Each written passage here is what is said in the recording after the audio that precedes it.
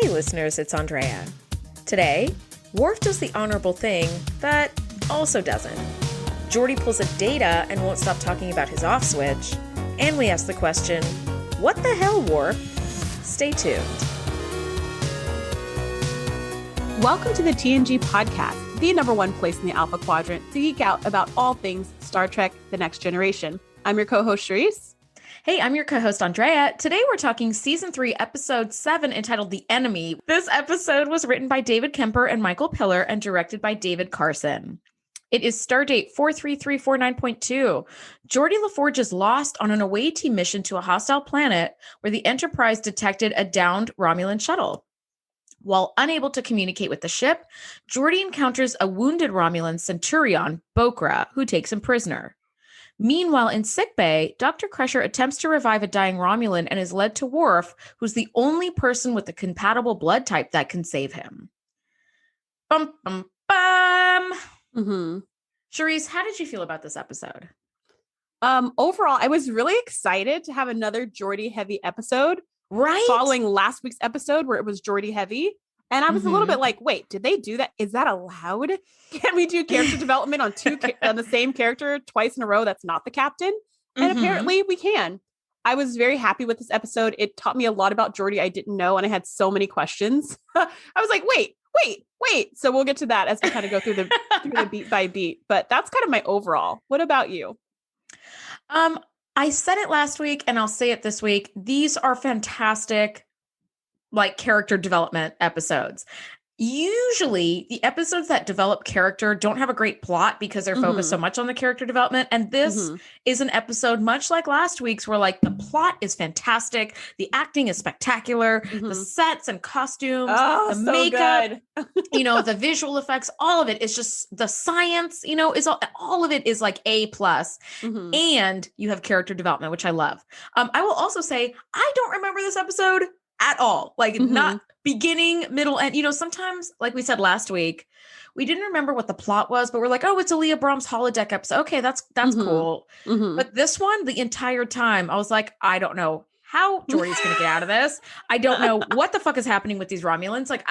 Why are they on this planet? All of it was question marks from beginning all the way to the end. Yes. And I loved it. Watching all of Star Trek TNG, I know that Geordi had to have gotten out of his predicament because clearly he's in later episodes, but I couldn't remember how he did. I was it felt like such a treat to have a completely new episode. Watch that I loved it. I was really happy. Yeah. It's not a memorable episode. There's nothing about it that stands out for the Leah Brahms episode where you're like, it's the Leah Brahms, you remember the love story and other stuff happened, but the love story. There's nothing really in this story that stands out. This kind of reminds me of Who Watches the Watchers, where there's nothing about it where you're like, I'm going to remember this forever. I can't wait to watch it again. However, it's done very well and beautifully crafted. Yes, A+ to everybody for the scenes, the decorations, the monster makeup, just everything was done so well to where even though it's not memorable, you can't really complain about anything either. Yes. Right. So I don't know what would have made this stand out more. I'm not sure, but I have nothing to complain about with this episode. I think it was very beautiful to watch. Very cool. I like the plot. We see the Romulans again, and we get a whole Romulan episode this time instead of them just kind of being shadowy figures that we see on the view screen from time to time. So that we even got character development of the Romulans. That was kind of cool. Absolutely. All right. Well, let's just jump right in then. The episode opens right in the middle of the action, which I love. Riker, Worf, and Geordi are in a storm on the surface of a very hostile looking planet and setting up pattern enhancers to beam themselves out of there. And they have this 12-minute beam out window before the storm gets too severe. And they find the wreckage of a Romulan ship or shuttle or something. And they're Romulans in Federation space. They are smack dab in the middle of Federation space. There's no reason Romulans should be there. Yeah. And they're not totally in the middle. They're 5 hours away from the neutral zone. So they're close-ish to Romulan space. Yeah. But they're definitely for sure 100% you are in Federation inside. Territory. Yes. Yep. They're you're not a stone's throw from the neutral zone before. They're in it. And you're what are y'all doing here? Yeah, you had to purposely get into Federation space and then they fly crashed in our space for hours in order to crash here. right? For hours. You didn't just like, something happened in the neutral zone, you spun out and you like put a toe over the line. Yeah. Like for hours, you guys were flying over here in order to crash on this planet. Oh, absolutely. 100%. So they are in Federation space. There's this wreckage. And here's something. Riker's mistake is like, okay, we can barely hear or see each other over this huge storm. Let's split up because our window is closing. And I wrote, maybe don't split up in a storm where you're all by yourself. And Geordi falls into a pit like immediately. I was like, yeah, damn it, Geordi. Come on. And so it starts with like, Worf's sensors can only pick up 5 meters in front of them, which I had to Google how far that is. And I think it was like 8 feet or something. I don't remember, but whatever. 5 meters. That's 5 times it's 15 feet. Okay. 15 feet. So they can't, so the scanners can only see just a little bit away. Geordi, though, can see further through his visor. So the first thing that Riker says is, Geordi, what do you see? And I was just like, oh, I love this, right? Where he's like, I'm seeing this, I'm seeing that. Oh, I'm seeing something reflective over there, something conductive over there. So they walk over there and then they see the hull of some Romulan shuttle. And they're like, uh-oh, what's going on? Because they arrived to this planet, we find out later, because they heard a distress signal and they were responding to it. And they have this little window to zip down there, check out who's there, help them, and then zip back to the ship. And so, Riker has this great idea. Let's all split up and in a storm. And let's rendezvous in 12 minutes. And where are their watches? I don't know, but somehow they know how long the time is. This is my first time thinking, like, how do they know how long? I don't know. Somehow they know this. Maybe they've got internal chronometers like Data. And so they kind of split up. And immediately Geordi falls into this pit. And that was like a terrifying fall. Yes. Like, I mean, it was so far down. I was like, that stunt double. Like he should have broken some stuff. Yeah. That stunt double. I don't know if it was a stunt double or not, but I'm assuming that stunt double got the shit beat out of him when he fell down that well or that hole. It was such a rough landing. I'll tell you, I have a puppy. She's growing like crazy and she gets the zoomies when she's out in the yard, and she's zoomed up behind me. And now she's 5 months old and like 50 pounds and took my legs out from under me. And my one leg like went flying up in the air, and I was able to sort of catch myself. And I fell and I landed on the ground, but kind of in slow motion. Like I kind of caught myself as I went down. So it was very gentle, like landing. That's not what this was. Geordi like face planted hard 10 meters down a well into like 2 inches of muddy water. And when I watched that too, I was like, oh my God, that looked like a really bad fall. Yes. I bought it. I totally bought it. 100%. Totally bought it. And Worf is kind of like going through these like rocky crags, and we see all this fog and the lightning and the sound effects. And I was like, I know this is probably the same set that they used all of season 1 and 2 whenever they go to rocky planets, but oh my word, it looks so good. Like, I was like, and they've got Worf's hair is just being whipped by the wind. Yes. Like, Riker's hair is not being touched at all by the wind, but Worf's hair is being whipped by the wind. And he's just like, and then he comes across this Romulan who's out, and he's like, Commander. And somehow, even though they split up, Riker can still hear him. And comes on, and finds him immediately, even though you can't see in front of you. But he finds him. And while Worf is kind of looking back to see if Riker's coming, the Romulan comes to and starts to choke out Worf. And then Worf does the famous Klingon punch, that like open-handed punch with the palm of your hand. That's super effective and knocks him out immediately. And then they kind of like sling him over the shoulder and they're like, let's get him back to the ship. And gosh, the only thought I had during all of this was, I love this set. I love this set. Yes. I was not even in the story of like, what's going on with the Romulans and whatever. Cause I don't know. So far, Romulans are just not that interesting. But no, they're shadowy, mysterious figures. Yes. Yeah. Well, they're not. Like, I would have been freaked out if that was a Borg. I'd be like, oh my God, get out of there, run, Yeah. But with the Romulan, I was like, whatever. I didn't even trip on the fact that he's in Federation space. I was just like, whatever. They found him, like, moving on. What's going on with Geordi? Let's maybe get Geordi out of the well. Yeah. That's so funny. I had a different reaction. I had a hard time reviewing this episode because when I watch an episode, I have to stop and take lots and lots of notes and my, like a blow by blow of what's happening, but also like my take on things and like my observations. And this episode was really hard for me to do that because I kept getting sucked into the story because I didn't remember the story at all, that I was just watching it like a first-time viewer, which is such a treat. People who, like me, who watch and rewatch their like beloved shows, like there are no new episodes. And so the ones you have, it's like for me in The Office, like all the ones they made are all the ones they are. That's all there are. And so to find an episode that I'm like, I don't remember this at all. So I'm watching this like a first-time viewer. I was so sucked into the story. I looked at the timestamp and I was like, oh my God, 22 minutes have passed by and I haven't made a single note. Like, this is a problem. So tell me, what do you think about when they had to beam back without Geordi? What were your feelings as you watched that? Were you like, oh no, or like, how are they going to find him? Or what oh my gosh. Thinking? As soon as they beamed out, I was like, no, that's what I felt. Cause I was like, Geordi is on his own and he fell into like a pit of muddy, like water and his visor, which totally realistically like went flying off his, like it got knocked off of him. And I was like, oh my God, he's kind of doing the splashing around, like the looking looking for the visor, and he finds it. And my first thought was, that thing's going to be smashed to pieces. That's what I thought. Well, my thought was, he picked it up and it was intact. So I was like, okay, that's cool. But my initial thought was, oh my God, this thing is going to be caked with mud. So like the like connection is not, it's like, a USB port that gets jammed up with like dirt. And I was like, it's not going to connect. Like what's going to happen? And they kind of just got right around that. And he could see, and I was like, oh, damn it. Like I kind of wanted a little that, but we did get him being blinded later in the episode. We did. So I was like, okay, that it worked. I was immediately worried for Geordi. I was like, how the hell is he going to get out of here? And you look, and the rock is totally smooth. You're just like, shoot, there's nothing sticking out of the cave for him to just easily climb up. Like, it's just kind of like ridgy, smooth, slippery bumps. And it's like, there's no getting out of this. Yeah, no one can hear him because there's a huge storm going on, and this storm is going on forever. Yep. So the beam out window is just enough to beam in and out, but it's not enough to hear somebody calling for help. Yep. So you're just like, oh man, what's going to happen to Geordi? Absolutely. Back on the Enterprise, the medical team is rushing to pick up the wounded Romulan. And two things that caught my eye immediately. One, the stretcher is back from the Times Squared episode, and it's got cool lights and cool cushions, so it's got a little updates. I was like, ooh, okay. They made it look a little bit more floaty than just like a pallet truck. It was very cool. But also I was like, why didn't they just beam him to sickbay? Thank you, Shereese.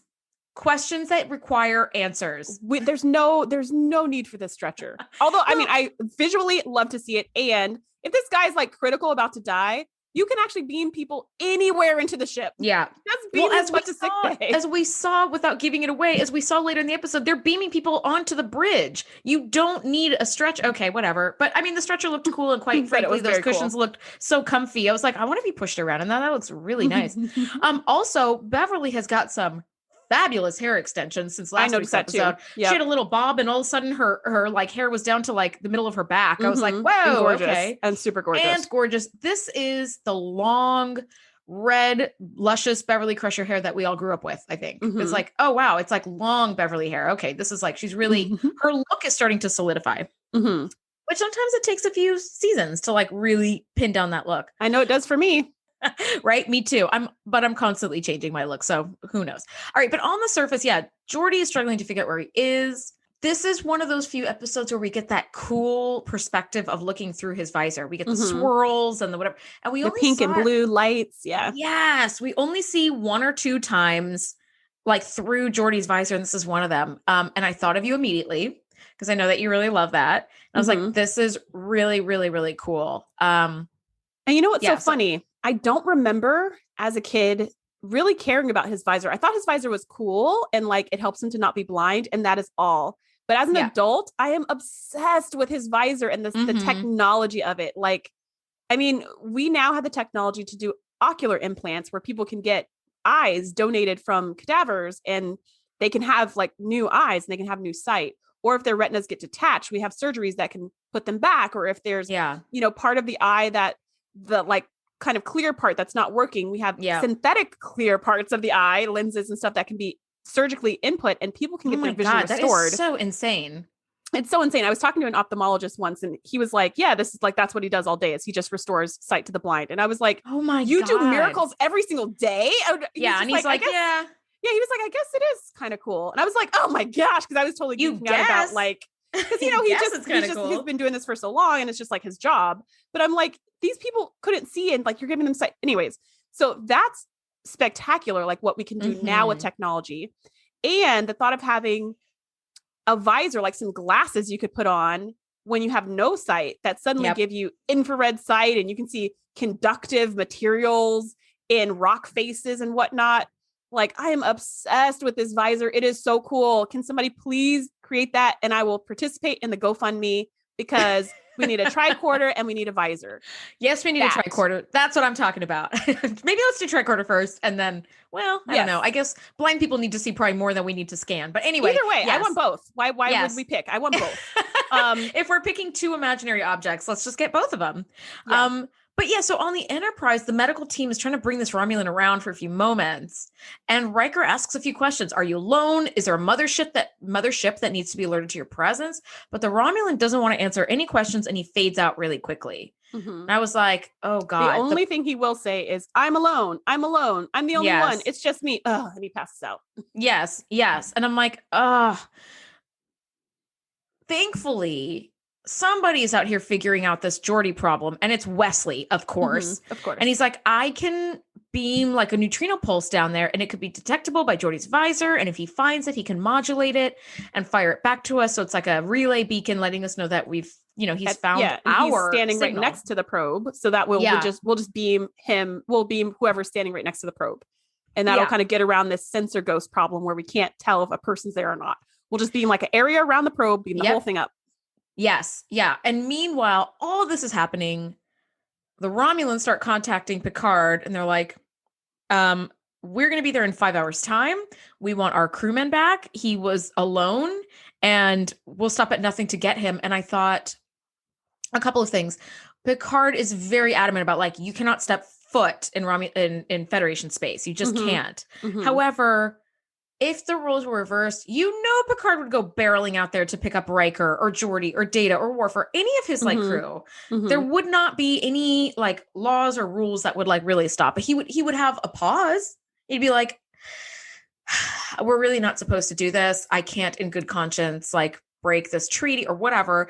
And then Riker would scream in the background. He'd be like, I'm coming, Riker. Like that would immediately change his mind.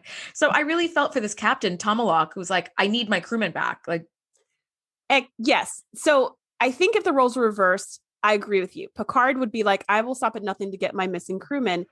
And I think Picard was very savvy to know that Romulans don't value their people that much. So this whole I want to get over there was more about their secret mission for why the shuttle was in Federation space in the first place, and more about them not letting the Federation onto their plan. It wasn't about this guy's life, because Picard even says to him, I appreciate how much you value a single life, but let's not risk hundreds of lives of the people on your ship and mine by starting some kind of conflict here. Yeah. Right? Yeah. Because this whole time Tomalak is saying there was only one crewman, and he's standing on this high horse on his principles of I've got to get my crewman back and you're going to let him die and all this stuff. But he was very adamant about not disclosing the fact that there's a second crewman, which means that if Picard did really rendezvous with Tomalak's ship at the neutral zone and deliver over his crewman, he would have left that other guy back on the planet to potentially die without blinking twice. So his whole thing of like a man's life is at stake and blah, blah, blah was total BS. Because he was about to let a man die with no compunction. So I think I agree with you. Like his argument was very sound. And that's what Picard was saying. Like we're between a rock and a hard place, because that argument will fly with the Federation. That will fly with everybody to say, wow, this Federation ship just let this guy die mercilessly. But if the roles were reversed, Romulans have no problem letting anybody die, even their own people, if it serves their purposes, and they could care less about it. So yeah, it was just a really tricky political situation. Mm-hmm.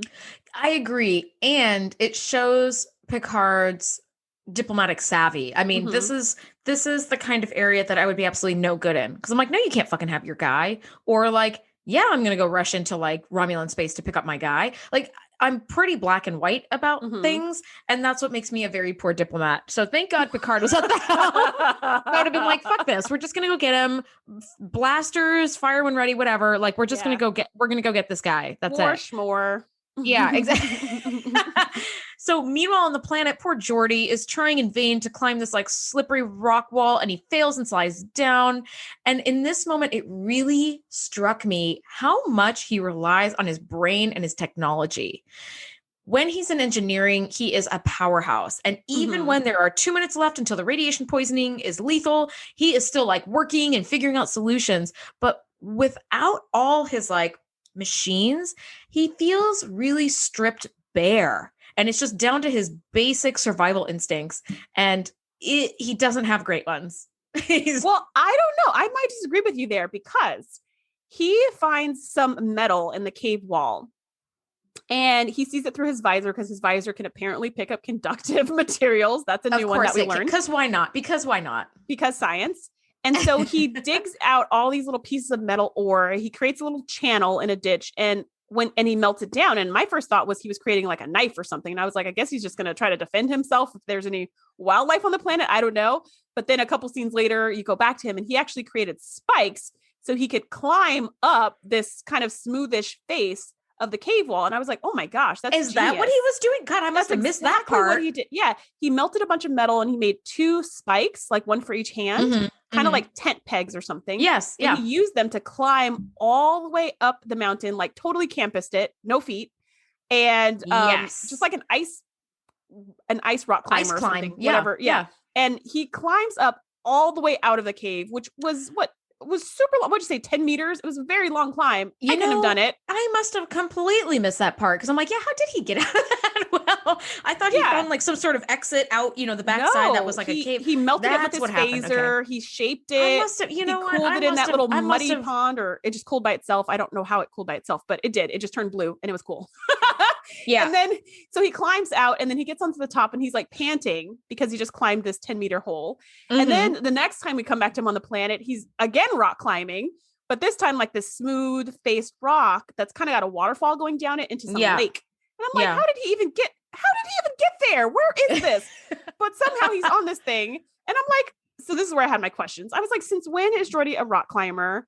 And how did his forearms get so strong? Yep. And I was like, it's from typing all day, because I type all day and I can't do any of this. So I feel like his survival skills were pretty on point in this really hostile environment. He's climbing everything you could see, and he doesn't have climbing shoes. He doesn't have gear. He's wearing his uniform and his boots.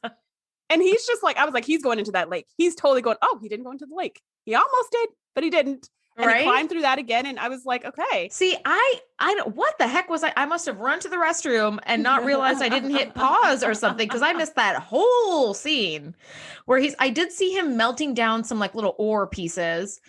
But then the next thing I remember, he's finding Wesley's neutrino beam. So I was like, I guess there's a little bit of a gap there. So after he climbs the waterfall rock, then he sees the neutrino beam and he's like, what is that? A stable neutrino beam? And then he's like, oh, Wesley. Yeah. Yes. By the way, it bothers me the way he says Wesley's name, Wesley, like it has a Z. And he's like, oh, Wesley. I was like, motherfucker, it's Wesley. And you know it. Don't call him Wesley. How dare you? You know me. I'm all say the boy. It's the boy. That's true. Okay. Here is, I think, a really underrated and terrifying scene. When he sees Wesley, not Wesley's, concentrated neutrino beam, and he starts walking toward it, the camera pans down to Geordi's feet, and he started stumbling towards it. And out of behind, like some rocks, you see another set of feet coming towards Geordi. And I was like, watch out! Like, I immediately was like, oh my God. Because I don't remember watching this episode ever, I had no idea that was coming. And it honestly scared the shit out of me. And I was like, oh my God. I immediately was so scared for Geordi, and then bam, Geordi gets pistol whipped and knocked out. And I was like, damn it. Yes. He gets hit on the head with a rock, and then the Romulan takes his phaser, and it's like, man, this is gonna be the second time Geordi gets shot with his own phaser. That sucks. That's true.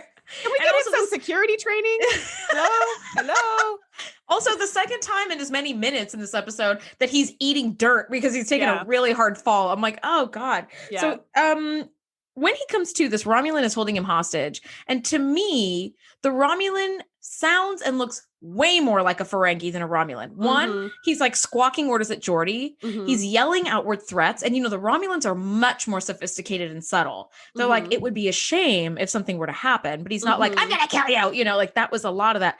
And then he's squatting for Christ's sake, which the Ferengi only squat and stand. And the Romulans are much too dignified to do squatting. Yeah. So I feel like I need to create an evolutionary tree diagram from like squatting to standing. That's like Ferengi on one end and like Romulans on the other. Can we like map that baby out? It'll be like the evolution of man, but with like all the aliens from TNG. That could be cool. I could be down for that. So here's what I think what they were trying to portray, because when we go to Commander Tomalak, we see that he is that dignified, kind of sneaky, deceptive person. Yep. And when we go to Bakra, he's very like, what are you doing? I am in charge. And you're like, what is with the whole, but here's the thing.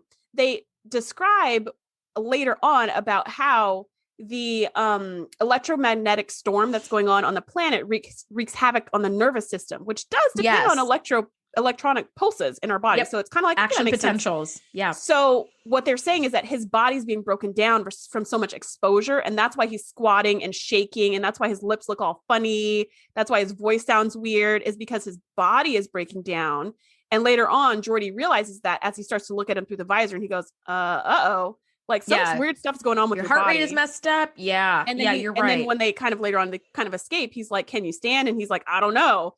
So I think that's why he's squatting and doing all that stuff, is because his body's just like, he's been there for so much longer, which is not that much longer. Right. They've probably been there just for like an hour longer, but long enough for him to be like all messed up, because the guy who's in sick bay has all those same symptoms. And you're right. You're right. He's, on his last leg.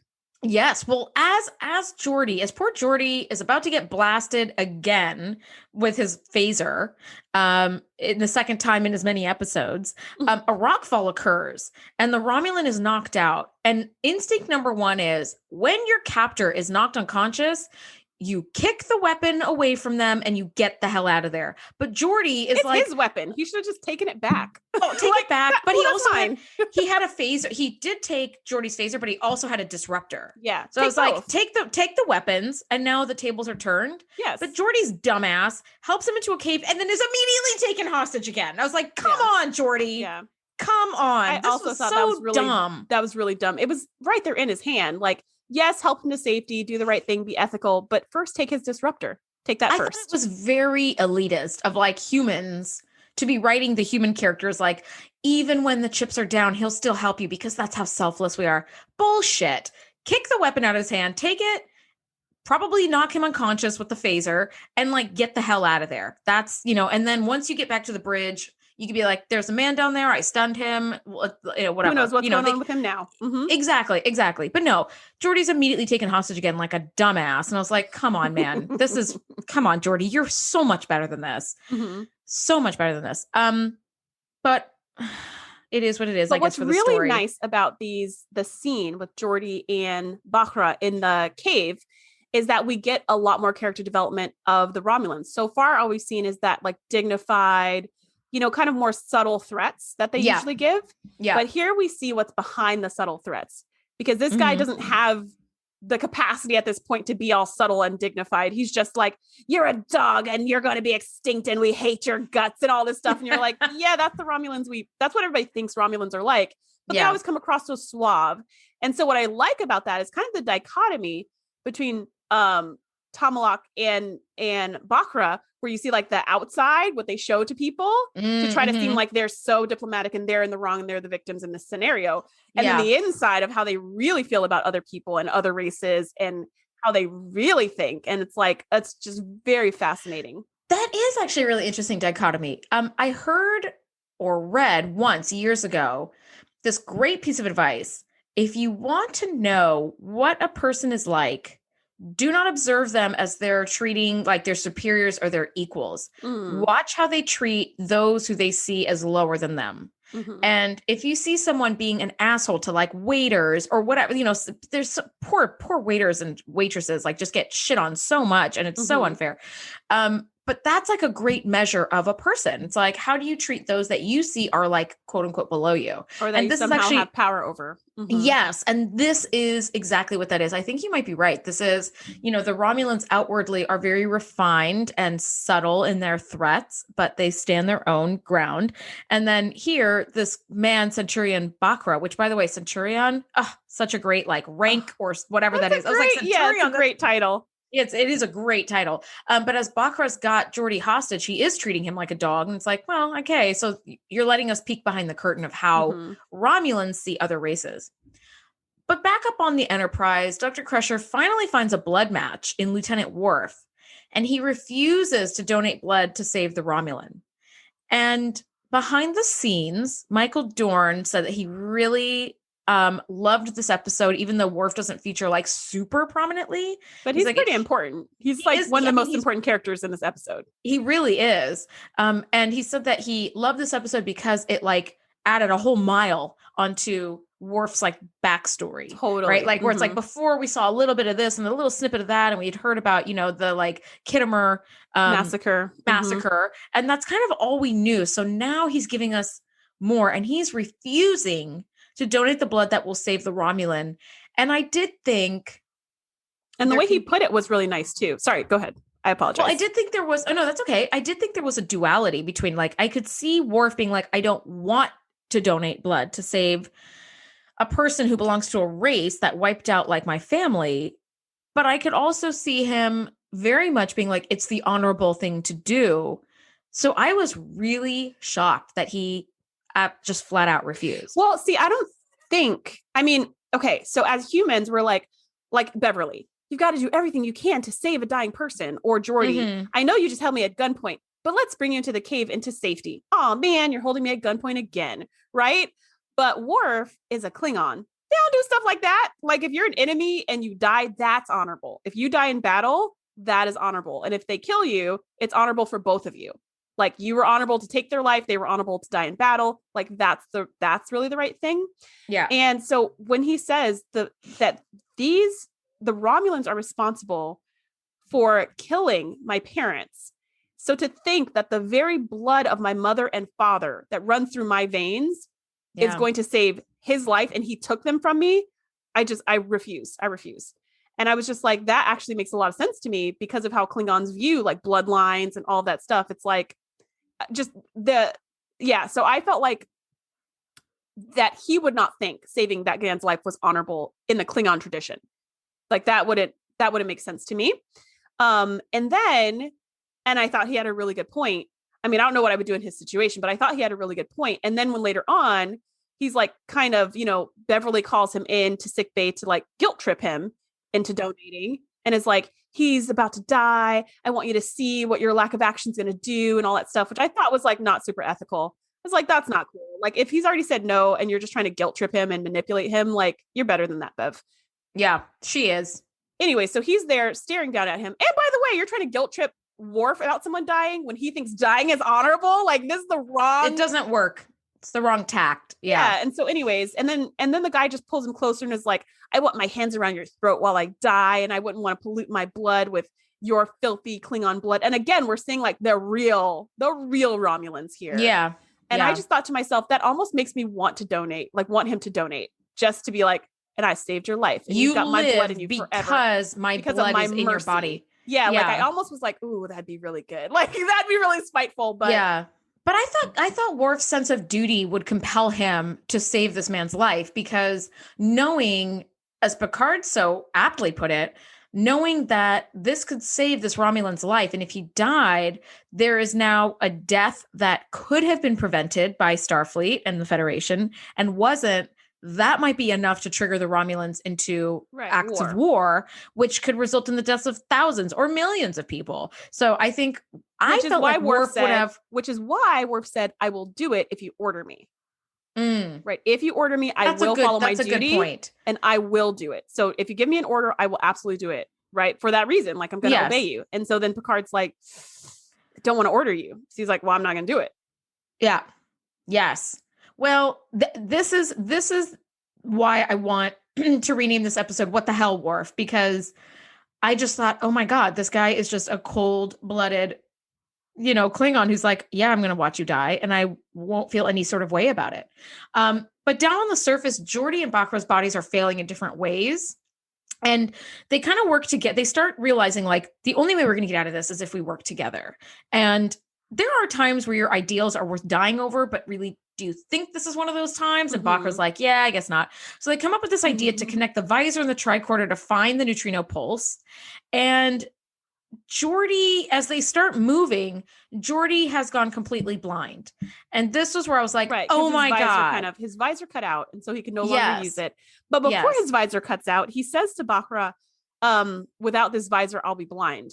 And when he said that, I was like, no, don't tell him that. He's your enemy. That's like Data talking about his fucking off switch. That's literally what I wrote in my notes. I was like, this is Data all over. Don't tell him your weakness. Especially not this guy. Nope. But in the end, it actually turned out fine because they found a new novel solution to use his visor with another piece of technology with the tricorder in order to get them both out of there. So I was like, okay, it actually ended up being good. But when he said it, I was just like, no, don't do that. Don't do that. Don't even tell him your name. He doesn't need to know, Exactly. Well, they end up, they end up working together and creating, like you said, this novel technology.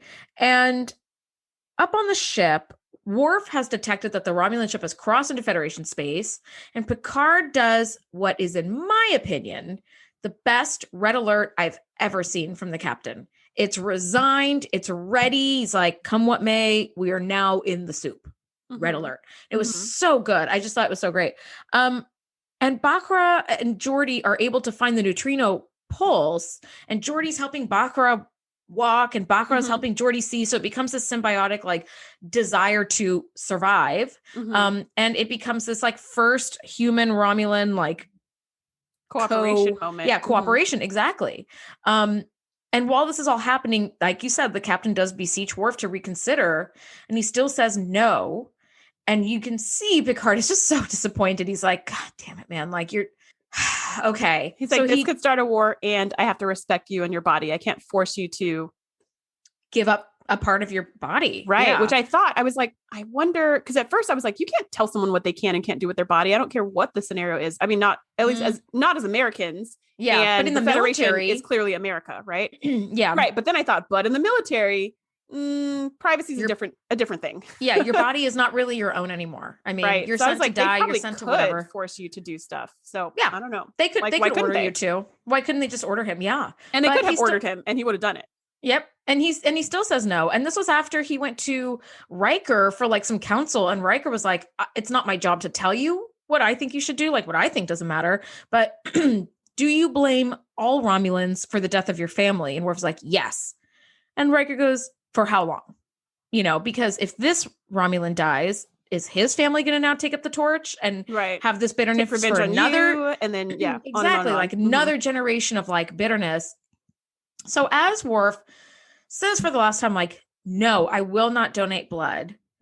Picard does come over to Beverly and say, we're not to ask him anymore to donate blood. And Beverly says, well, we don't need to because the Romulan has died. And I went, oh my God, Worf straight up let this man die. Like that is so not what I expected at all.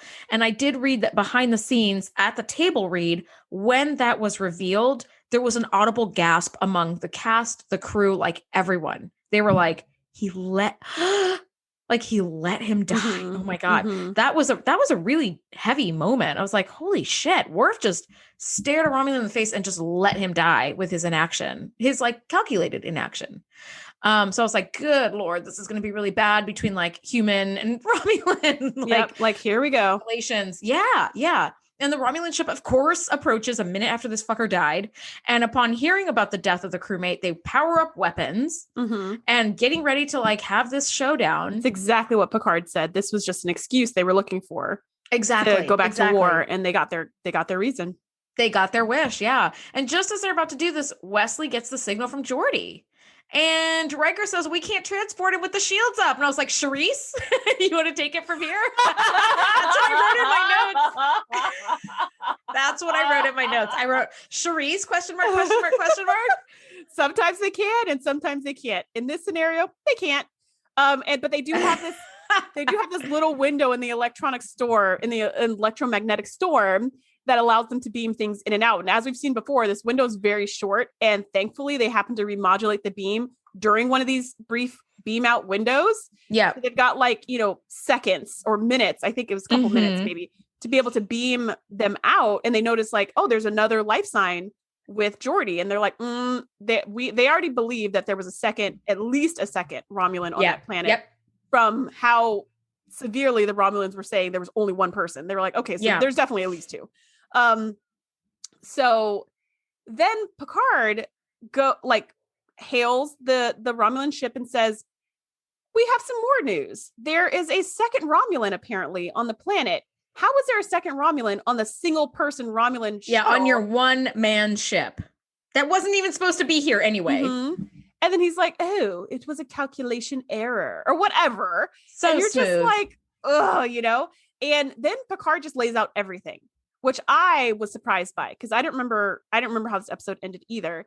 And I was surprised by that because I thought he was going to be like, oh, psych, your one guy didn't die. We found him. And it was going to be that guy. Like they were just going to do a swapperoo. Yeah. Yeah. Like that's what I thought, even though that's totally deceptive. That ruse would have lasted about 2 seconds because the Romulans up and knew that they had multiple people down there. Yeah.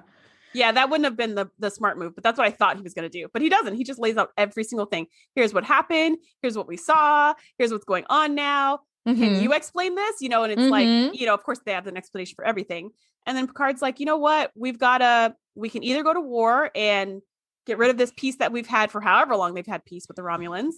Some years at least. Yeah, some years. We can either just start this whole thing all over and have a lot of people die, or we can start trusting each other in this moment and not let this be the incident that sets it all off. Yeah, I'm going to lower my shield and take the first move and come what may. And that was kind of like a hold your breath moment because the Romulans were looking for an excuse to fight anyways. They could have easily just blown the ship up and also destroyed whoever was on the planet and then just told their version of the story. Yes. Yes, they absolutely could have. Absolutely could have. And Picard does give this fantastic monologue about trust and whatnot and lowers the shields and has Geordi and Bacra beamed directly onto the bridge. So while keeping the hailing frequencies open. Yes, so it's like I want them to hear everything. This. Yes. Also, I need this live streamed and saved up in the cloud. So if there's any question about what happened, there's a record. And the Romulan Captain Tomalak sees Bacra as unharmed and accepts Picard's offer to return Bacra and escort them back to Romulan space. And Picard, smart. We're going to make sure you guys get right back over that border. Get the fuck out of here. We don't want you guys getting lost on your way out. Exactly. Exactly. Right. Even though the ship is like 3 times the size of the Enterprise, but they're like, we're just going to go ahead and escort you out. I love how directly Captain Picard says to Tomalak, your man that is aboard that we've been trying to save, like he's dead. He didn't want to have to tell him, but when it really came down to it, he was fine pulling that trigger. He's like, where's our man? He's like, he's dead. He did not survive. But luckily, they got this sort of like mulligan a little bit where it's like, oh, we found one more Romulan who wasn't fucking supposed to be there. And now we've got him. So we're going to return him to you. And Tomalak says, have you been mistreated? Have you been, tell me, give me a little spark and I will start this fire. Yeah. And Bacra's like, I have not been mistreated. I didn't say anything, but I haven't been mistreated. And this human saved my life. Yes. By the way. Yes. Not that would matter to the Romulans, but not at all. Dramatically, it was satisfying. So Picard asks Geordi to escort Bacra to transporter room 1 so they can get him aboard the Romulan ship and then they can get the Romulans out of there. Because you need to keep your eyes on these people. Because like Picard is like the opposite, right? The Romulans have done nothing but lie from the second you see them. Every single one of them lied. Yes. And Picard is being like fully transparent in every way. Yes. So like, escort him out and make sure he gets there. We don't want him getting lost in our ship either. Well, number one, you just beamed him onto the bridge. Just beam him from the bridge back to the fucking Romulan ship. Why are we doing all this shit? Also, number two, hasn't Geordi been through enough? Why are you making him escort the dude to transfer? There's 1,000 and then go 11 other people. Yeah. Also, he is caked in mud. So there's going to be mud on the carpet all the way to transporter room 1. Come on now. We don't need any of that. We don't need any of that. You just get him off the fucking ship. Beam him from the bridge to the other ship's bridge in a second. But whatever. So whatever. I mean, that's where it ends. What are your final thoughts on this as we wrap up this episode? I thought this episode was just beautifully done. It was just beautifully done. Like the writing was good. The story was good. The makeup, the set, everything was just really spectacular. Another A++. I agree. I would give it a higher A+ if I could remember this episode, but I felt like it was a treat that I got to have like a new episode to watch, because I don't remember ever watching it as an adult, and I might have seen it as a kid and then just completely forgotten about it. Like you said, it is forgettable, but it gives us wonderful character development. So this one was a thrill. This one was really a thrill to watch. So I was really all about it.